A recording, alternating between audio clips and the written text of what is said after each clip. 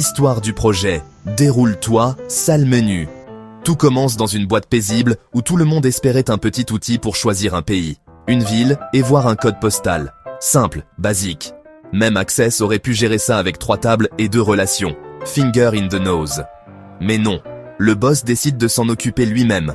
Parce que j'ai déjà fait une appli en VB en 2003, je gère. Et là c'est le début de la catastrophe industrielle.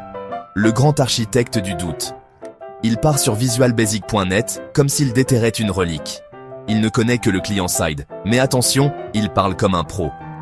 On va éviter les dépendances. Je te fais ça sans base de données, à l'ancienne, mais optimisé, tu vas voir.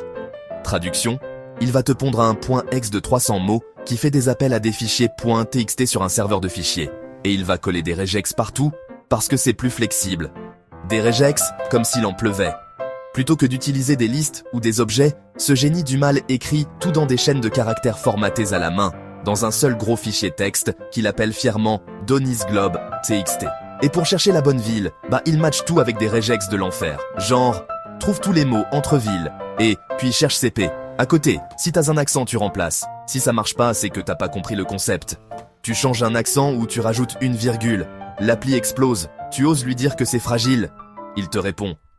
C'est parce que t'as pas la bonne version du framework.net, c'est pas le code. La mise en prod. Il balance ça dans un dossier réseau partagé. Pas de versionning, pas de doc. T'as une erreur, tu relances. T'as une autre erreur, tu relances plus fort. Et quand tout plante, ça marchait chez moi. Le meilleur, c'est que cette monstruosité tourne encore, dans 3 services différents, et personne ne sait comment. Il y a une légende qui dit qu'un jour, un stagiaire a tenté de refaire l'appli proprement. Il n'a jamais été revu. Il paraît qu'on entend encore des boucles do while true dans les murs. Conclusion, le chef a codé une daube intersidérale. Il l'a déployée. Elle fonctionne, plus ou moins. Et maintenant, personne ne comprend comment ça marche. Donc, personne n'ose y toucher. Si t'as compris ce qu'il a fait, tu mérites une médaille. Et si tu parviens à le reproduire, tu es peut-être toi aussi un boss. Mais pas dans le bon sens du terme.